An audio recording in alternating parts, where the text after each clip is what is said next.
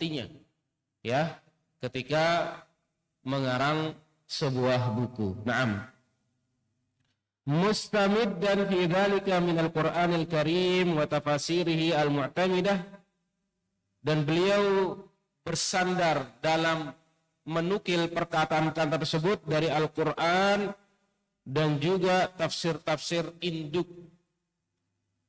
Thumma min kutubis sunnati was sirah, dan juga dari kitab-kitab hadis dan juga kitab-kitab sirah. Wa mustafidan bima yujadu fiha minal qara'in wasyahadati dakhiliyah wa ma yuhitu biha minasyahadati al-kharijiyah. Dan beliau juga berharap bisa mengambil faidah ya dari kitab-kitab tersebut dengan qara'in, dengan pendukung-pendukung ya, pendukung-pendukung pendapat tentang sirah nabawiyah, karena pendapat tentang sirah nabawiyah itu sangat banyak. Misal satu kejadian bisa berbagai macam pendapat ya, wasyahadati dakhiliyah, dan juga dengan bukti-bukti yang intern ya, wa ma yuhitu biha minasyahadatil kharijiyah, dan juga dengan bukti-bukti ekstern. Wa afarat an takuna al-ibarah ma'khudan min ar-riwayati wa kalamil awaili biqadril imkan. Dan juga beliau berusaha menggunakan kata-kata atau ibarah-ibarah ma'khudah min ar-riwayat yang diambil dari riwayat-riwayat dan juga perkataan ulama-ulama terdahulu sesuai kemampuan beliau. Jadi beliau itu menukil ucapan-ucapan para ulama, kalamil awail, ulama-ulama terdahulu, dengan didukung dari riwayat-riwayat yang sahih. Ma'akhtisarin wa ikhtiyarin, yaitu diambil secara ringkas dan padat. Masya Allah. Di antara kecerdikan beliau juga, beliau bisa meringkas sejarah yang sangat panjang itu dengan sangat padat dan mudah untuk dipahami, dan mutasalsil, benar-benar teratur, benar-benar rinci, dan benar-benar berurutan secara sistematis ya. Itu diantara kelebihan buku beliau ini. Wa arju anni qad adaitul maqluba ila haddin qarib, dan aku berharap aku bisa menuntaskan penulisan buku ini. Nah, beliau ketika awal menulis ini ila haddin qarib, semaksimal mungkin. Wa ada Allah subhanahu an yanfa'a bil muslimin, dan semoga kitab ini yang kita akan baca ini bermanfaat bagi kaum muslimin, dan alhamdulillah kita baca pada malam ini dan bermanfaat bagi kita. Wa yaj'alhu khalisan liwajhil karim, dan menjadikan buku ini benar-benar mengharapkan wajah Allah subhanahu wa ta'ala. Wa sallallahu ala khairi khalqihi Muhammad wa barik wa sallim. Nah, itu muqaddimah dari kitab ini. Jadi sebelum mengarang kitab ini, beliau benar-benar mencari referensi yang bersumber dari Al-Quran dan Sunnah. Referensi beliau sangat otentik dan sangat berhati-hati ketika menukilkan sirah. Ya. Sehingga yang kita akan baca ini insya Allah ini sangat bagus dan tenang ketika membacanya. Nah, baik, kita akan mulai kepada bab yang pertama dari kitab ini, yaitu bab tentang Muhammad sallallahu alaihi wasallam, asluhu wa nash'atuhu wa ahwaluhu qabla nubuwah. Tentang nasab Nabi sallallahu alaihi wasallam, asluhu, asal beliau, wa nash'atuhu, pertumbuhan beliau, dan keadaan beliau qablan nubuwah, sebelum beliau diangkat menjadi nabi dan rasul. 6. An-nasabu asy-syarif, nasab beliau yang sangat mulia. 6. Ikhwani rahimani wa rahimakumullah, Nabi kita yang mulia sallallahu alaihi wasallam memiliki nasab yang sangat mulia. Memiliki nasab yang sangat mulia dan merupakan pilihan-pilihan kakek-kakek beliau, nenek moyang beliau merupakan para penguasa, orang-orang terpandang, orang-orang terdidik, dan orang-orang yang sangat ditaati di kaumnya. Bukan dari keturunan rakyat jelata, bukan. Bukan dari keturunan rakyat biasa, bukan. Namun beliau sallallahu alaihi wasallam dimunculkan, dilahirkan dari nasab yang sangat tinggi. Ya, nasab beliau sangat tinggi, sangat mulia. Sangat terpandang pada zamannya. Dan merupakan orang-orang pilihan ya pada zamannya. Bahkan Rasulullah sallallahu alaihi wasallam pernah bersabda, "Innallaha astafa Kinanah min waladi Ismail." Sesungguhnya Allah istafa, memilih Kinanah, yaitu min ajdadin Nabi sallam, di antara nenek moyang beliau bernama Kinanah, dipilih oleh Allah Subhanahu wa taala min waladi Ismail. Baik. Kita sepakat bahwa Nabi sallallahu alaihi wasallam min waladi Ismail, di antara anak keturunan Nabi Ismail.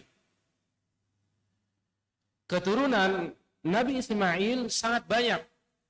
Namun dipilih dari keturunan Nabi Ismail itu adalah Kinanah. Wastafa Quraisyan min Kinanah. Kemudian dari Kinanah ini Allah memilih Quraisy. Dari Kinanah, anak keturunan Kinanah, Allah memilih Quraisy. Wastafa Bani Hashim min Quraisy. Kemudian dari Quraisy ini dipilih Bani Hashim. Dari kabilah Quraisy dipilihlah Bani Hashim.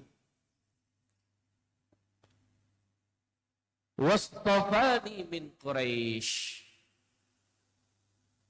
Dan Allah memilihku dari Quraisy. Ya, dan Allah memilih Nabi kita yang mulia SAW dari keturunan Quraisy. Coba kita lihat hadis ini. Nabi kita yang mulia dari nenek moyang beliau dipilih oleh Allah Subhanahu wa taala dari orang-orang pilihan dari anak keturunan Nabi Ismail. Ini menunjukkan tentang nasab Nabi sallallahu alaihi wasallam dari kalangan orang-orang mulia, orang-orang terpandang dan sangat tinggi pada zamannya. Hikmahnya apa? Kenapa nasab Nabi SAW itu dipilih dari nasab yang mulia, nasab yang tinggi? Hikmahnya adalah agar orang-orang jahiliyah pada zaman itu menganggap bahwa Nabi Shallallahu Alaihi Wasallam itu mengaku menjadi nabi hanya untuk mencari kekuasaan dunia.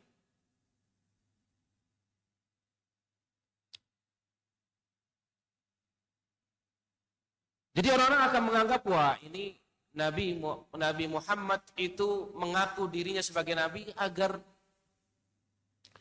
dia dipandang atau dianggap ingin kekuasaan. Oh ini ingin kekuasaan agar dihormati. Padahal Rasulullah SAW tanpa diangkat menjadi seorang nabi dan rasul pun itu beliau menjadi dari keturunan orang-orang mulia, keturunan penguasa-penguasa Makkah. Nanti insya Allah kita jelaskan bagaimana kisah-kisah tentang atau sebagian kisah nenek moyang beliau. Jadi beliau itu dari keturunan penguasa Mekah pada waktu itu. Abdul Muthalib yang memegang kekuasaan Mekah, memegang tentang Siqayah dan Rifadah. Siqayah adalah orang yang menjamin minuman para jamaah haji. Dan Rifadah adalah bentuk memberi makanan kepada jamaah haji yang sekian banyak itu, dan itu kemuliaan. Dan itu kekuasaan itu dikuasai oleh Abdul Muthalib. Dan yang beliau dapatkan dari bapak beliau Hashim. Dan itu diturunkan juga dari kakek beliau yang sebelumnya. Ya. Dari Abdi Manaf. Terus seperti itu. Paham? Jadi tidak ada alasan bagi orang-orang pada waktu itu menganggap bahwa Nabi SAW menjadi Nabi itu karena ingin kekuasaan. Karena tanpa beliau mengaku sebagai Nabi pun sebenarnya kalau pada waktu itu, beliau itu sudah memiliki kekuasaan, akan mendapatkan keturunan kekuasaan untuk menguasai Mekah, untuk menguasai Ka'bah. Paham? Namun bukan karena itu. Beliau memang benar-benar diutus oleh Allah Subhanahu wa taala untuk menyampaikan risalah Islam. Bukan untuk mencari kekuasaan. Bukan untuk mencari kenikmatan dunia apalagi wal'iyadzubillah. Nah, itu hikmahnya. Bahkan dengan keadaan beliau yang sangat diagungkan, lahir dari keturunan orang-orang terhormat, namun karena beliau membawa risalah Islam, beliau menjadi dihinakan, diejek oleh kaumnya pada waktu itu. Ya. Nah, itu hikmah. Beliau memang benar-benar dilahirkan dari keturunan orang-orang terhormat, keturunan para penguasa pada zaman itu. Nah, bahkan diriwayatkan pula ketika Abu Sufyan belum masuk Islam, beliau pernah jalan-jalan ke Romawi, kemudian dipanggil oleh Raja Heraklius. Diketahui ini bahwa Abu Sufyan ini datang dari Mekah, dan Heraklius sudah tahu bahwa di Mekah itu sudah muncul seorang nabi. Maka Heraklius penasaran sehingga dipanggil Abu Sufyan, ditanya. Dan pertanyaan pertama Heraklius kepada Abu Sufyan, dan Abu Sufyan ini sepupuan dengan Nabi SAW. Abu Sufyan ditanya oleh Raja Heraklius, pertanyaan pertama beliau, dia berkata kepada Abu Sufyan, kaifa nasabuhu fikum? Bagaimana nasab Muhammad di antara kalian? Maka Abu Sufyan dengan jujur, dan memang benar, innahu fina dhu nasab. Bahwasanya Muhammad itu dhu nasab, memiliki nasab yang sangat tinggi di kalangan kita, di kaum kita. Walaupun beliau masih kafir pada waktu itu, beliau jujur mengatakan bahwa Nabi SAW memang benar dari kalangan keturunan orang-orang terpandang, dari nasab yang sangat tinggi, bukan dari nasab orang jelata. Dan beliau sampaikan hal itu kepada Heraklius. Kemudian apa kata Heraklius? Fakadzalikar rusul. Maka seperti itu juga para nabi dan rasul. Para nabi dan rasul itu diutus dari nasab orang-orang yang terpandang. Artinya Heraklius mengakui bahwa memang benar yang muncul di Mekah itu adalah seorang nabi. Karena seorang nabi itu biasanya muncul dari nasab yang sangat tinggi. Seorang nabi itu lahir dari keturunan yang sangat tinggi. Fakadzalikar rusul tub'atsu fi nasabi qaumiha. Itu diutus dari nasab kaumnya yang sangat tinggi. Diutus dari kaumnya yang sangat tinggi. Naam. Itu tentang nasab Nabi Shallallahu Alaihi Wasallam. Naam. Kita lanjutkan untuk membacanya. Huwa akramu khalqillah. Nabi kita yang mulia Sallallahu Alaihi Wasallam adalah orang atau makhluk yang paling mulia. Semulia-mulianya makhluk.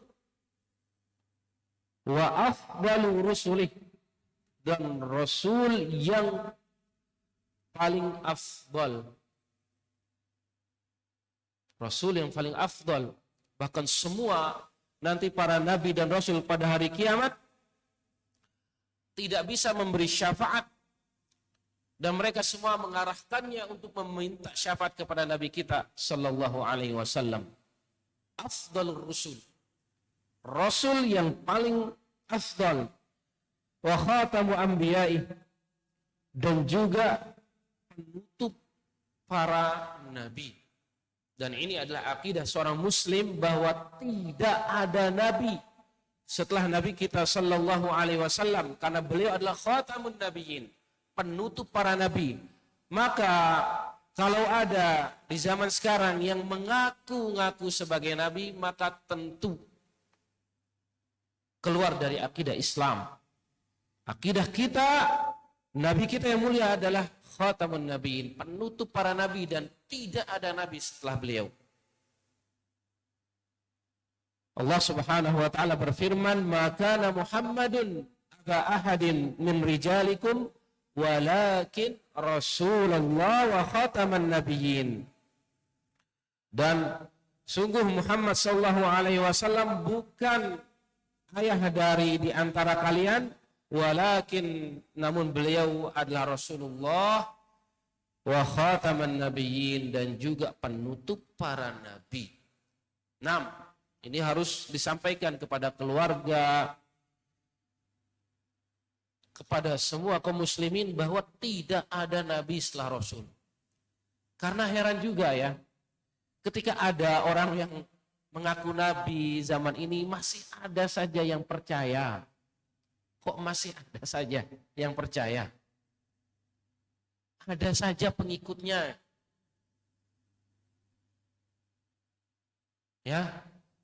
Maka jangan sampai terjadi pada kita, jangan sampai terjadi pada keluarga kita, karena keyakinan seperti itu akan mengeluarkan seorang dari Islam. Ya, kita harus yakin akidah seorang muslim bahwa Nabi kita yang mulia adalah penutup para nabi. Naam. Dan beliau Muhammad bin Abdullah bin Abdul Muttalib bin Hashim bin Abdi Manaf bin Qusay bin Kilab bin Murrah bin Ka'ab bin Lu'ay bin Ghalib bin Fihr bin Malik bin An-Nadhr bin Kinanah bin Khuzaimah bin Mudrikah bin Ilyas bin Mudar bin Nazar bin Ma'ad bin Adnan. Hafidhum? Naam. Subhanallah. Lihat silsilah keluarga beliau.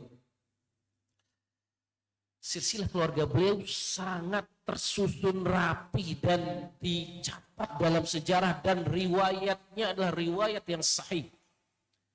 Sampai 21 ke atas dari nenek moyang beliau itu diriwayatkan dengan rapi dan sampai kepada kita. Yang Anda baca barusan. Ya. Coba kalau kita nih, nasab kita ya ke atas, mungkin sampai kakek atau sampai atasnya kakek ya buyut. Ada nggak yang sampai 10 keturunan ke atas masih hafal, masih tahu keturunannya, nama nenek moyang antum? Ada nggak? Ada nggak? Misalnya siapa? Zidan bin Fulan bin Fulan bin Fulan bin Fulan bin Fulan sampai 10 kakek. Sepertinya Allah alam. Ya, tapi Nabi kita yang mulia Sallallahu Alaihi Wasallam benar-benar diriwayatkan dengan sahih, disepakati oleh para ulama sirah bahwasanya keturunan beliau sampai Adnan kakek-kakek beliau sampai Adnan, kakek beliau yang ke-21 ke atas ya, sampai yang ke-21 itu terbukukan dan riwayatkan dengan sahih oleh para ulama sirah.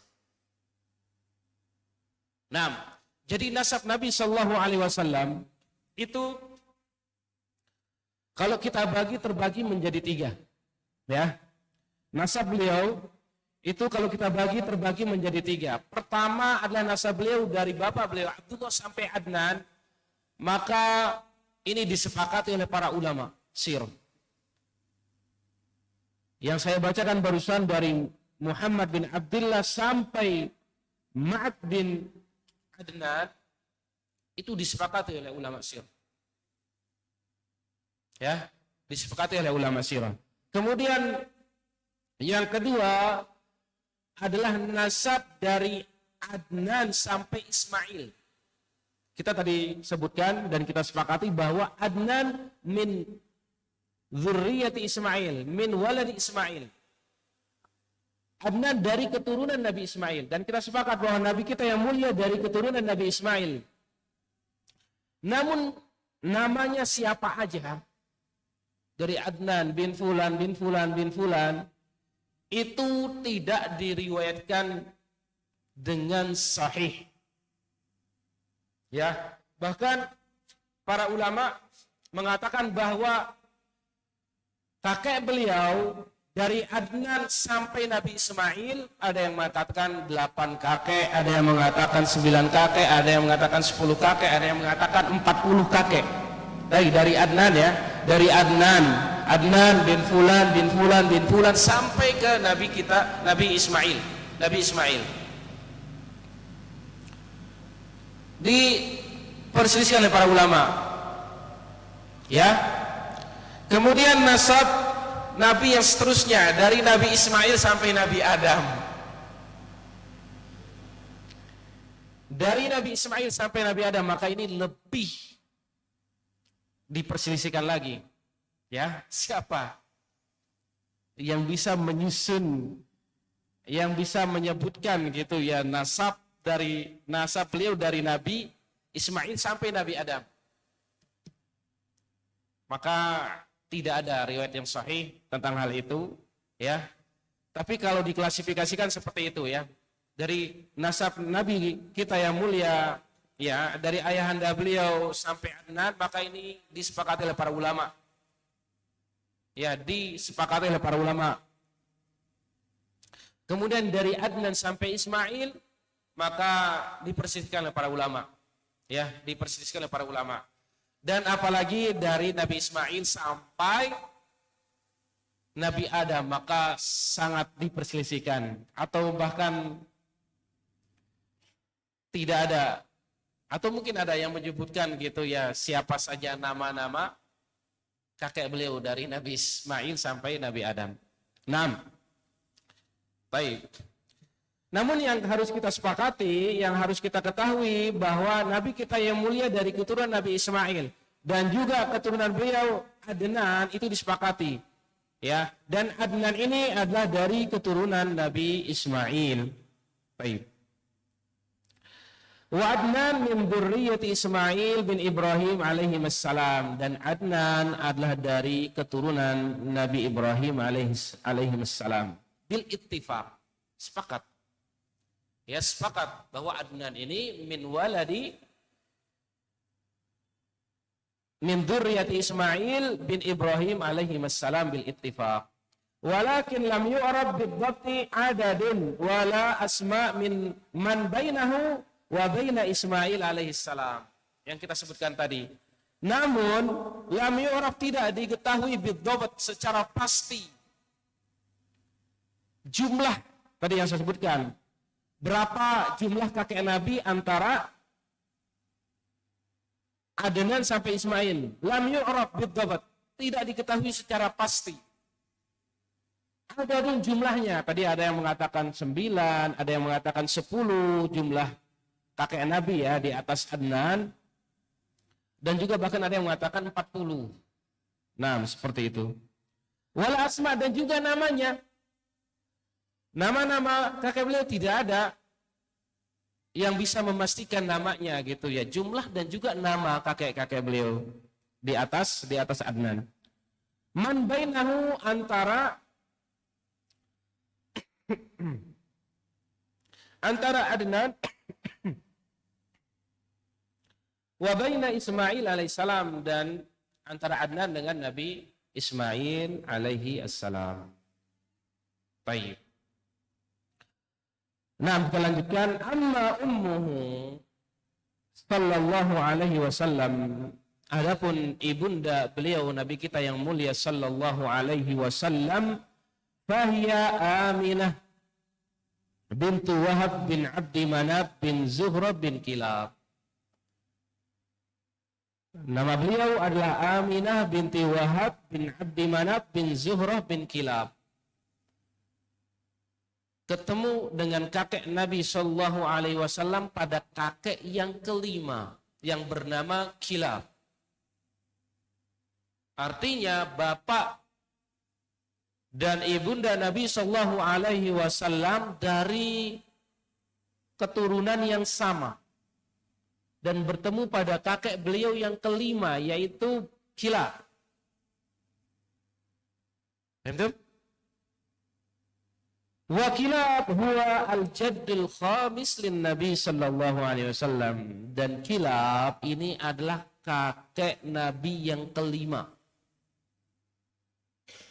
Min jihati abihi, dari silsilah bapak beliau, ayahanda beliau, fa abuhu wa ummuhu, maka ayahanda beliau dan bunda beliau min aslin wahid, dari keturunan yang sama. Ya, dari keturunan yang sama, yajtami'ani fi Kilab. Keturunan beliau bertemu di kakek beliau yang kelima yang bernama Kilab. Wasmuhu Kilab. Kakek beliau ini nama aslinya adalah Hakim. Wakila Urwah, dan ada yang mengatakan bahwa Kilab ini nama aslinya adalah Urwah.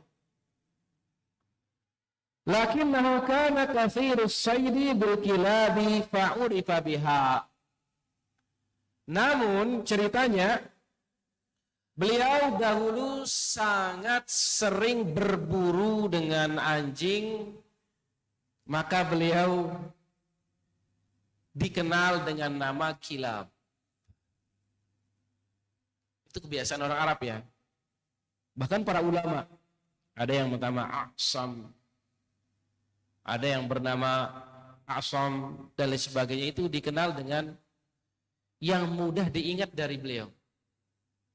Nah, baik. Qabilatuhu, tentang kabilah Nabi kita sallallahu alaihi wasallam, wa qabilatuhu sallallahu alaihi wasallam hiya qabilatu Quraisy. Kabilah Nabi SAW itu berasal dari kabilah Quraisy. Dan Quraisy ini adalah sebutan atau laqab yang diberikan kepada kakek beliau yang bernama Fihr bin Malik. Atau ada yang mengatakan bukan Fihr bin Malik, namun dari Nadhr bin Kinanah. Nadhr bin Kinanah. Ya.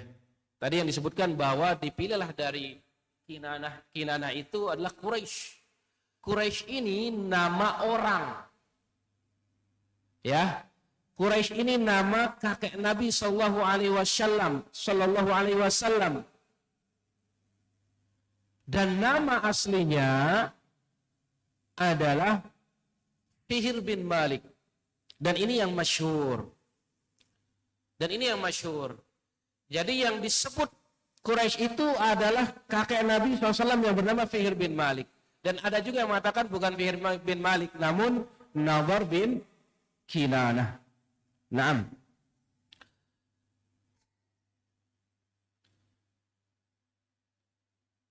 Al-masyhudul habis syaraf, yang dikenal sangat mulia. Ya, kabilah yang dikenal sangat mulia, warif atau sya'ni, dan memiliki kedudukan yang sangat tinggi. wal majdil asil, dan memiliki keturunan bangsawan yang sangat mulia. Ya, dari keturunan bangsawan yang sangat mulia, wa qadasatul makan, dan kesucian tempat. Baina sairil Arab, di antara kalangan orang Arab. Wa huwa laqabu Fihr bin Malik. Ini yang kita sebutkan tadi. Quraisy itu adalah laqab dari Fihr bin Malik awi An-Nadhr bin Kinanah atau An-Nadhr bin Kinanah. Ya. Dari Quraisy itu adalah laqab dari salah satu kakek Nabi SAW yang bernama Fihr bin Malik atau Nadhr bin Kinanah. Ada? Fadhal, tadi.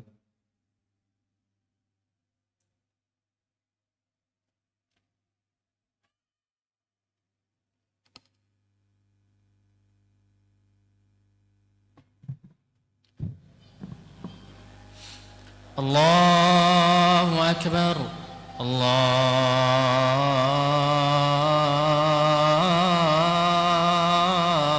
Akbar. Allahu Akbar. Allahu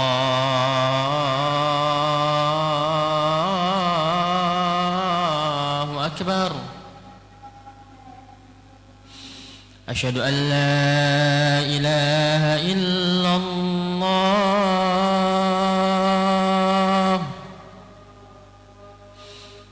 Asyhadu an la ilaha illallah.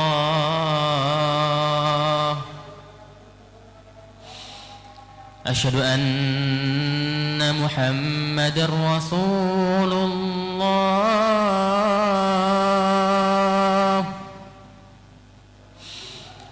أشهد أن محمد رسول الله.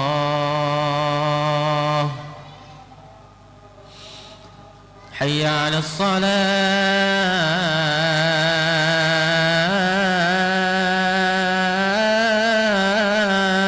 الصلاة. حي على الصلاة.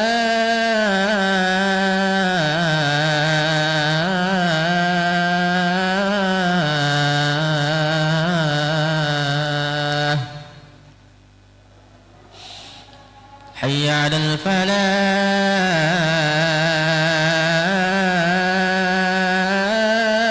الفلاح. حي على الفلاح.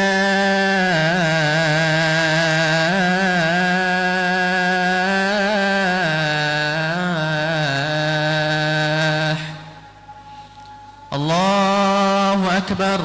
الله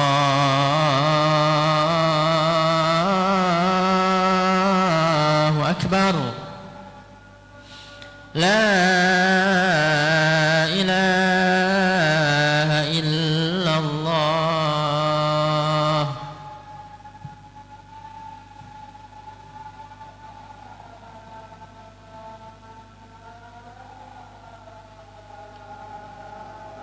Naam. Kita lanjutkan sedikit. Wa kullun min rijalati hadhil qabilah kanu sadatin wa ashrafan fi zamanihim. Dan setiap orang dari kakek-kakek Nabi sallallahu alaihi wasallam, hadhil qabilah, dari qabilah ini yaitu Quraisy, kanu sadatin wa ashrafan. Mereka semuanya adalah para pemimpin yang sangat dimuliakan pada zaman mereka. Waqad imtaza minhum Qusay, dan di antara kakek Nabi SAW yang menjadi pemimpin orang-orang Quraisy, kabilah Quraisy adalah Qusay. Qusay bin Kilab. Umrud. Jadi Qusay bin Kilab di antara keutamaan beliau adalah orang yang pertama kali mengumpulkan orang-orang Quraisy atau keturunan-keturunan orang-orang Quraisy yang tadinya berpisah bercerai-berai. Ada yang tinggal di pelosok-pelosok, ada yang tinggal di ujung-ujung kota, dan ada yang tinggal di berbagai tempat. Namun oleh Qusay bin Kilab, beliau satukan kabilah Quraisy yang dekat dengan Ka'bah dan berkumpul dan membuat kekuatan yang sangat besar. Setelah mengumpulkan keturunan orang-orang Quraisy yang tadinya berpisah-pisah namun dikumpulkan menjadi satu, maka menyusun sebuah kekuatan dan memerangi Khuza'ah yang menguasai Ka'bah pada waktu itu. Jadi sebelum datangnya Qusay bin Kilab, itu Ka'bah itu dikuasai oleh suku Khuza'ah, bukan oleh Quraisy. Namun Qusay bin Kilab menganggap bahwa Ka'bah ini, Baitullah ini dibangun oleh Nabi Ismail, dibangun oleh nenek moyang orang-orang Quraisy, maka harus direbut kembali. Sehingga beliau berperang, berperang melawan suku Khuza'ah untuk merebut kekuasaan Ka'bah. Maka beliaulah dari kalangan orang Quraisy yang pertama kali mengembalikan penguasaan tentang Ka'bah ke kalangan orang-orang Quraisy. Paham? Dan kekuasaan Ka'bah, menguasai Ka'bah itu terdiri dari yang pertama tadi yang kita sebutkan adalah as-siqayah. Orang Arab sangat bangga atau orang Quraisy sangat bangga bisa menjadi orang yang melayani tamu-tamu Allah. As-siqayah, orang yang memberi minum jamaah-jamaah haji yang datang dari berbagai tempat, yang menjamin bagaimana minumnya itu adalah orang Quraisy, dan kekuasaan ini disebut dengan as-siqayah. Kemudian kekuasaan tentang Ka'bah yang kedua adalah rifadah, ar-rifadah, yaitu memberi makan jamaah haji, yang menjamin bagaimana makannya orang-orang yang haji pada waktu itu adalah orang-orang Quraisy. Kemudian al-hijabah. Al-hijabah ini adalah Ka'bah atau yang memegang pintu Ka'bah. Siapa yang berhak masuk ke Ka'bah dan siapa yang tidak berhak. Yang menentukannya siapa? Yang menentukannya adalah Quraisy. Atau juga hijab adalah orang yang menutupi Ka'bah dengan kain kiswah. Hijabah. Ya. Kapan diganti? Dan kita ketahui bahwa diganti kiswah Ka'bah itu setiap tahun ya. Sekali dalam setahun. Kiswah Ka'bah ya diganti sekali dalam setahun. Nah, itu yang bertanggung jawab siapa? Qabilah Quraisy. Kemudian al-liwa. Kekuasaan juga al-liwa. Tidak akan berangkat perang bangsa Arab kecuali yang memegang panji bendera dan menjadi panglimanya adalah dari kalangan orang-orang Quraisy. Dari kalangan orang-orang Quraisy. Ya, kemudian beliau juga yaitu Qusay bin Kilab membangun sebuah bangunan di samping Ka'bah yang disebut dengan Darun Nadwah. Yaitu kalau zaman sekarang mengutip seperti gedung MPR, tempat dibahasnya di musyawarahnya perkara-perkara penting, yaitu tentang urusan orang-orang Quraisy. Itu bangunan itu tempat musyawarah perkara-perkara penting kenegaraan. Itu dilakukan di Darun Nadwah. Ya, Darun Nadwah. Dan yang menguasai dan yang membangun Darun Nadwah adalah Qusay bin Kilab. Yang membangun Darun Nadwah adalah Qusay bin Kilab. Wasmuhu, dan nama asli dari Qusay adalah Zaid. Nama aslinya adalah Zaid. Bi'iddati mizat, memiliki keistimewaan. Fahuwa awwalu man tawallal Ka'bah min Quraisy, orang yang pertama kali menguasai Ka'bah dari kalangan orang Quraisy.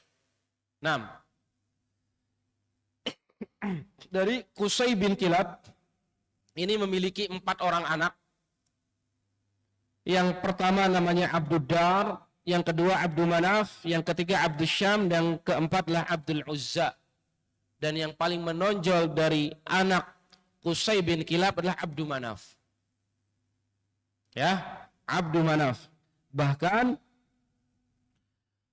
kekuasaan Ka'bah tadi dari Siqaya, Rifadah, Hijabah, Liwa, Darun Nadwah tadi, setelah Qusay bin Kilab tua, maka beliau wariskan kepada anak sulungnya, anak pertamanya yang bernama Abduddar. Nah, ketika Abduddar meninggal dunia, maka diserahkan kekuasaan itu kepada Abdul Manaf. Ya, kekuasaan tadi tentang Siqaya, Rifadah itu diserahkan, diwariskan kepada Abdul Manaf. Fakanat ilaihi hijabatuha wa sidanatiha.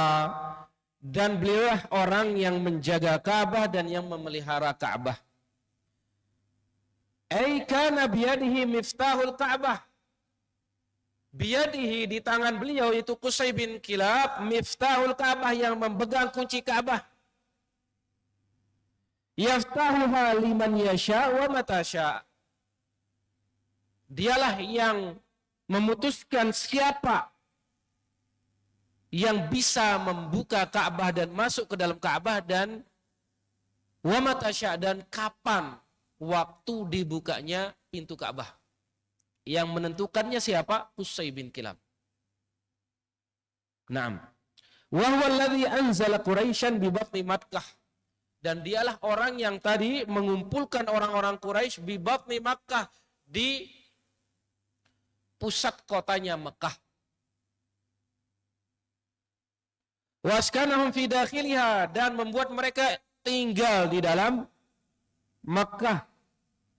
Wa kanu qabla dzalika fi dawahiha wa atrafiha. Karena mereka sebelumnya, keturunan orang-orang Quraisy itu berpecah belah, bercerai-berai, tinggalnya berpisah-pisah, tinggal di pelosok-pelosok kota dan di sudut-sudut desa. Mutafarriqina baina qabail ukhra, yang terpencar di antara kabilah-kabilah yang lain. Wa huwa alladhi ansha'a as-Siqaya war Rifadah, dan beliaulah yang merintis tentang penguasaan as-Siqaya war Rifadah yang kita jelaskan tadi. Was-Siqaya, dan Siqaya itu adalah mau'adzbin, air segar, min nabidhit tamar, dari perasan kurma, awil asal, atau madu, awil zabib, atau kismis wa nahwihi. Dulu sebelum muncul, nanti kita akan bahas kapan munculnya, ditemukan kembali air Zam-Zam. Sebelum munculnya, maka Siqaya itu berupa perasan Nabi at-tamar, perasan kurma, dan juga bisa dari madu, dan juga bisa dari kismis. Ya, waktu itu bentuk Siqaya itu. Jadi apa yang diberikan, minuman apa yang diberikan kepada jamaah haji waktu itu, yaitu. Kemudian kana yu'idduhu fi hiyadhim minal adimi yashrabuhul hujjaj. Dan itu disiapkan oleh Qusay bin Kilab, yu'idduhu, disiapkan oleh beliau, minal adim, yaitu di tempat yang terbuat dari kulit, kemudian diminum oleh jamaah haji. diberikan kepada jamaah haji. Subhanallah. Dan itu ternyata memang kebanggaan ya dari dulu, dari masa Qusay bin Kilab, bisa melayani tamu-tamu Allah jamaah haji dengan memberikan minum dan makanan. Naam. Warifada, dan rifada adalah ta'amun kana yasna'u lahum fil mausim. Memang makanan khusus yang dibuat pada musim haji. Waqad bana Qusay baitan bi syamali al-Ka'bah, dan juga Qusay seperti yang kita jelaskan tadi itu membangun sebuah bangunan di samping utara Ka'bah. Urifa bidarin nadwah. Dan di bangunan ini disebut dengan Darun Nadwah. Ya. Maka itu jasa-jasa yang dilakukan oleh Qusay bin Kilab ya pada zamannya, dan ini merupakan sebuah kebanggaan bagi orang-orang Quraisy, bisa menguasai Ka'bah, bisa memberikan makan dan minum, bahkan bisa menguasai Ka'bah. Wahya daru syura Quraisy, dan ini adalah tempat musyawarahnya orang-orang Quraisy. Ketika membahas perkara-perkara penting maka dilakukan di sini. Bahkan ketika orang-orang Quraisy berkumpul, nanti kita akan bahas juga. Orang-orang Quraisy ingin membunuh Nabi SAW, rapatnya di sini nih. Rapatnya di Darun Nadwah. Mereka berkumpul bagaimana cara membunuh Nabi SAW ketika beliau akan hijrah. Rapatnya di mana? Rapatnya di Darun Nadwah. 6. Taib.